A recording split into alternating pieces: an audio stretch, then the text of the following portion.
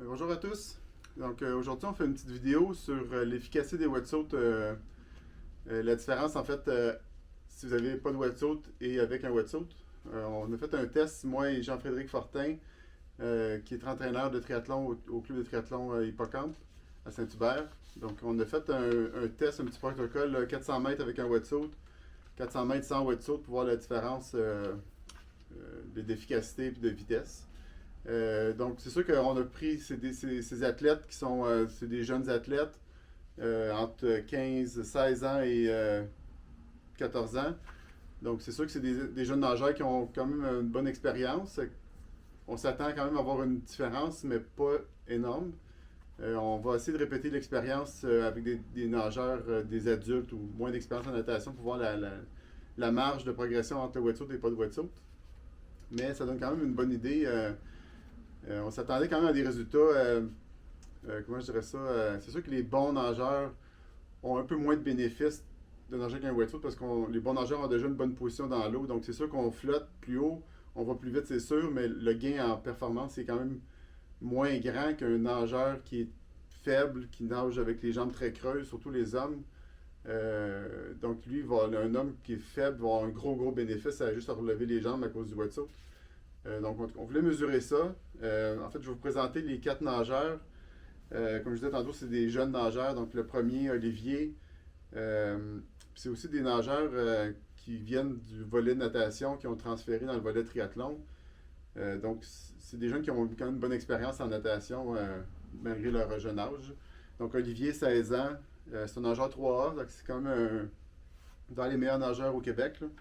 Il a été en triathlon le champion québécois en 2020 dans les U15. Cette année, il est sur l'équipe du Québec développement pour 2021, puis il court junior. Son meilleur temps 400 livres en compétition, c'est 4,18, 4 minutes 18. Par contre, il n'y a pas eu de compétition de natation depuis février 2020, donc son entraîneur s'attend à ce qu'il ait progressé, qu'il serait probablement capable de faire autour de 4,10 aujourd'hui s'il y avait une compétition dans les prochaines semaines. Deuxième nageuse, Mélina, tu vas le voir dans les vidéos, c'est la deuxième à partir du haut. C'est une nageuse 2A, donc un petit peu plus faible que Olivier, mais quand même une très bonne nageuse. Elle court junior en 2021 cette année. Son meilleur temps 400 livres, 4,57. Par contre, son entraîneur, il s'attendrait plutôt à faire un 4,50 s'il y avait des compétitions régulièrement cette année. La troisième, Sarah. Elle est plus jeune, 14 ans, donc un peu moins d'expérience. Elle est quand même championne québécoise U13 en triathlon en 2020. Cette année, à court U15. Elle a fait 5,26. On s'attend plutôt à ce qu'elle se fasse autour de 5,15. Quand on est jeune, on s'améliore rapidement. Et Juliane, la dernière en bas, elle a 15 ans. À court U15 cette année, 2021, elle a un peu moins d'expérience en natation. Par contre, une bonne nageuse quand même. À 5 minutes 9. Dans le 5,9 au 400 libres et 5 minutes qu'on s'attend plutôt à avoir un temps plus proche s'il y avait eu des compétitions régulièrement. Donc, je vous explique le protocole rapidement. C'est rien de scientifique, mais on a essayé d'être quand même concis, là. Donc, on a fait le 400 mètres avec wetsuit en premier. Question de logistique, parce que mettre un wetsuit mouillé dans un environnement de piscine assez humide, chaud, c'est difficile. Donc, on ne voulait pas nécessairement endommager les wetsuits parce que c'est plus difficile à mettre. Donc, on a préféré de faire le 400 mètres avec wetsuit en premier. Donc, les nageurs ont fait, c'est qu'ils ont mis leur wetsuit. Ils ont fait le warm-up, donc l'échauffement, autour de 1500 mètres d'échauffement. Ensuite de ça, on a fait bien expliquer la consigne, d'offrir un effort égal aussi soutenu de autant les deux 400 mètres. Donc, ils ont commencé avec le 400 mètres avec le wet. On va vous présenter tantôt. Ensuite, ils ont fait un 200 mètres relax. Ils ont enlevé leur wetsuit, 200 mètres relax pour récupérer une dizaine de minutes off après ça. Petite jasette. Après ça, on repart le deuxième 400 mètres. Donc, on vous présente le premier 400 mètres avec wetsuit. Donc, dans l'ordre de haut en bas, donc, vous avez Olivier, Mélina, Sarah et Juliane.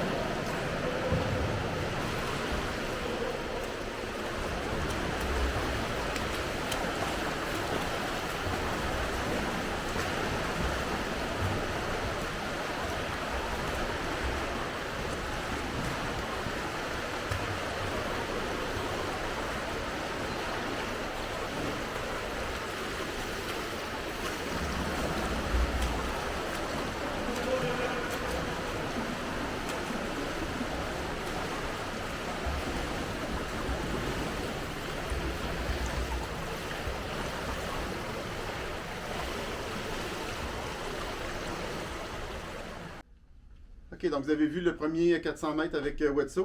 Je donne les temps. Donc le premier, Olivier, 4 minutes 8. Donc c'est quand même quasiment 10 secondes de plus rapide que son temps officiel de natation. Mélina, 4,54. Ensuite de ça, vous avez eu le troisième, Sarah, 5,17. Et Juliane, 5 minutes 9. C'est quand même des très bons temps. Là. Ça a tous battu leur meilleur temps de compétition.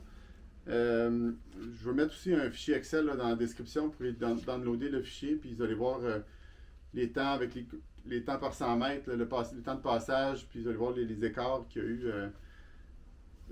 pendant le 400 mètres. Donc, on va regarder tout de suite le deuxième 400 mètres.